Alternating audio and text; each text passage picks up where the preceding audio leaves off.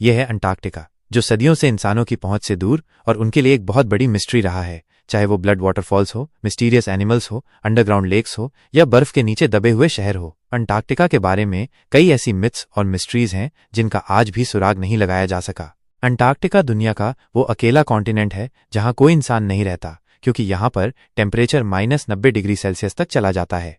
इसके साथ साथ यहाँ पर 300 किलोमीटर पर आवर की स्पीड से बर्फ के तूफान भी आते हैं। इसी तरह अंटार्कटिका दुनिया का सबसे ड्राई कॉन्टिनेंट भी है, इतना ड्राई कि आपको शायद ये जानकर हैरत होगी कि इसे डेजर्ट भी कहा जाता है। यहाँ पर सिर्फ 51 मिलीमीटर बारिश होती है। इस सब के बावजूद पिछले कई सौ साल से बहुत से कंट्रीज अंटार्कटिका का कंट्रोल लेने की कोशिश कर रहे हैं। अंटार्कटिका का ये मैप देखें, इस हिस्से को फ्रांस क्लेम करता है, इस पार्ट को नॉर्वे क्लेम करता है, ऑस्ट्रेलिया इस सारी राइट साइड को क्लेम करता है। इसी तरह ब्रिटेन, चिली, अर्जेंटीना और न्यूजीलैंड भी अंटार्कटिका के कुछ हिस्सों को क्लेम करते हैं। लेकिन आखिर इसकी वजह क्या है? बर्फ की इस तह के नीचे आखिर ऐसा क्या है कि दुनिया की सुपर पावर्स इसका कंट्रोल लेना चाहती हैं?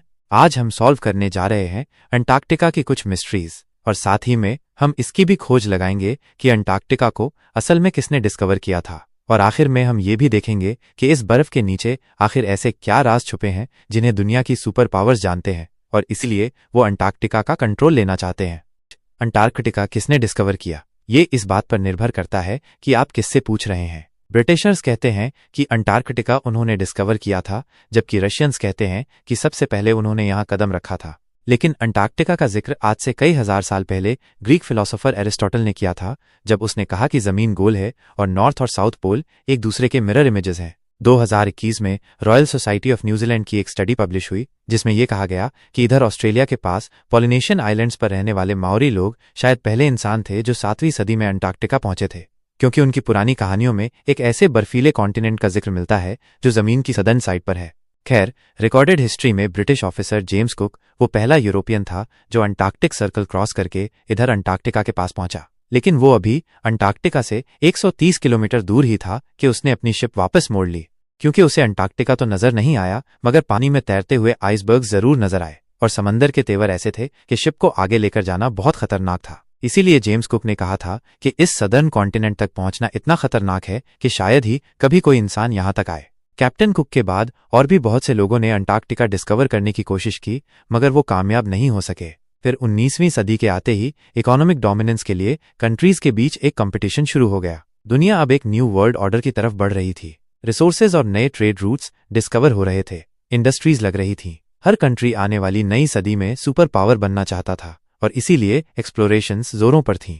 ऐसे में 1819 में रशियन एम्पायर ने रशियन एक्सप्लोरर फेबियन वॉन बेलिंगहाउजन को यह टास्क दिया कि वो पूरी दुनिया के गिर्द चक्कर लगाए और नई कंट्रीज और कॉन्टिनेंट्स डिस्कवर करें। 1820 में फेबियन ने कैप्टन कुक की प्रेडिक्शन गलत साबित की और यहाँ सदर्न ओशन में पहुंचकर अंटार्कटिका को बहुत करीब से देखा। गो कि उसने अंटार्कटिका पर कदम नहीं रखा था, मगर उसे मॉडर्न हिस्ट्री का वो पहला इंसान कहा जाता है जिसने अंटार्कटिका को देखा था। फिर 1900 से 1920 के बीच बहुत से एक्सप्लोरर ने अंटार्कटिका का रुख किया। British explorer Robert Falcon Scott 1911 में अपनी टीम के साथ अंटार्कटिका पर उतरा और तकरीबन 400 माइल्स तक आगे गया, मगर फिर खराब मौसम और भूख की वजह से उसे वापस पलटना पड़ा। लेकिन वापसी का ये सफर बहुत ही भयानक साबित हुआ। स्कॉट और उसकी टीम सख्त सर्दी और बर्फानी तूफान में फंस गए और इन सब की मौत हो गई।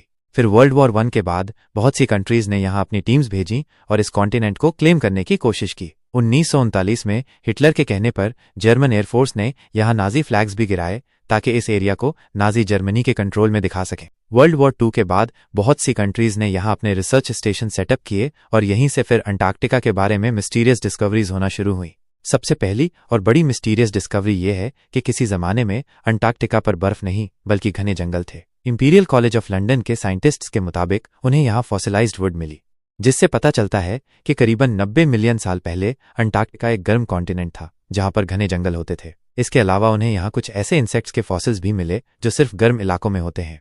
अंटार्कटिका के बारे में दूसरी बड़ी और मिस्टीरियस डिस्कवरी ये थी कि इस 3 किलोमीटर की बर्फ के नीचे 400 झीलें हैं जिनका अपना ही इकोसिस्टम है। वहां पर ऐसे ऐसे समुद्री जानवर हैं जो पूरी दुनिया में कहीं नहीं होते, जैसे ये बड़े बड़े स्पाइडर्स और सी थ्रू जेलीफिश।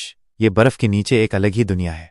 इसी तरह अंटार्कटिका पर एक और चीज जिसने बहुत से एक्सप्लोरर को बहुत सालों तक पहेली में डाले रखा, वो ये खूनी चश्मे हैं। मैकमर्डो की वैली में ये वाटरफॉल ऐसे हैं जैसे बर्फ से खून निकल रहा हो। मगर हाल ही में साइंटिस्ट्स ने ये डिस्कवरी की है कि इस वाटरफॉल का सुर्ख रंग इसलिए है क्योंकि इस चश्मे को एक बहुत ही सॉल्टी लेक से पानी आता था जिस पर अब कई सौ फीट बर्फ पड़ चुकी है और वो लेक एटमॉस्फेयर से बिल्कुल कट ऑफ है। इस पानी में बहुत ज्यादा आयरन है और इसीलिए जब ये पानी चश्मे में आता है तो ऑक्सीजन और धूप की वजह से पानी में मौजूद आयरन ऑक्सीडाइज होता है और उसका बिल्कुल जंग जैसा कलर हो जाता है।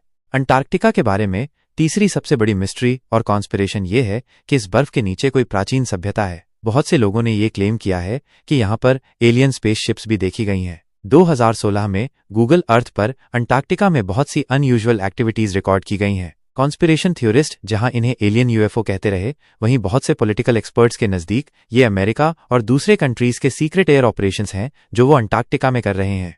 अंटार्कटिका का भू राजनीतिक महत्व, और यहीं पर आता है अंटार्कटिका का वो हिडन पॉलिटिकल फ्रंट जिससे बहुत कम लोग वाकिफ हैं। जहां बाकी पूरी दुनिया दूसरे जियोपॉलिटिकल इश्यूज में उलझी हुई है, वहीं अमेरिका, चाइना और सोवियत यूनियन आक्रामक रूप से अंटार्कटिका पर अभियानों को भेज रहे हैं। इनफैक्ट चाइना ने तो वहां अपने कई रिसर्च स्टेशन सेटअप किए हैं।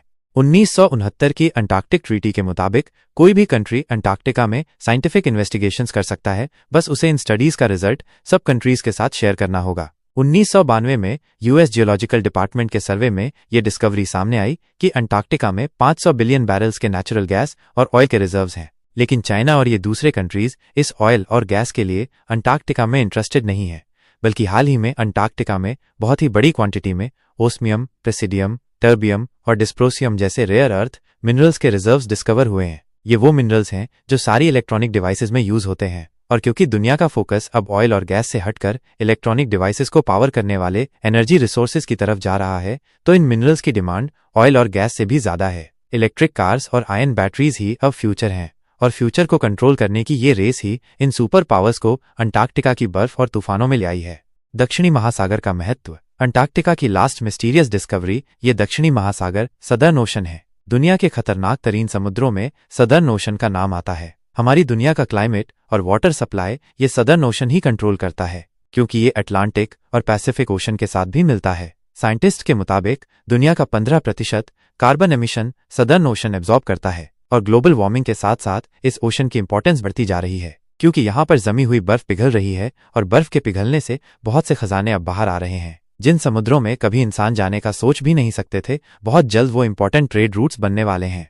अंटार्कटिका पर अब भी बहुत सी स्टडीज चल रही हैं, और कौन जानता है कि आने वाले समय में और क्या मिस्टीरियस चीजें अंटार्कटिका के बारे में डिस्कवर होंगी। ये हैं वो सारे सोर्सेज जहां से हमने इस वीडियो के लिए जानकारी जुटाई है। अगर आपको इस तरह के टॉपिक्स पसंद हैं तो नीचे कमेंट्स में जरूर बताएं। मिलते हैं नेक्स्ट वीडियो में एक और इंटरेस्टिंग टॉपिक के साथ।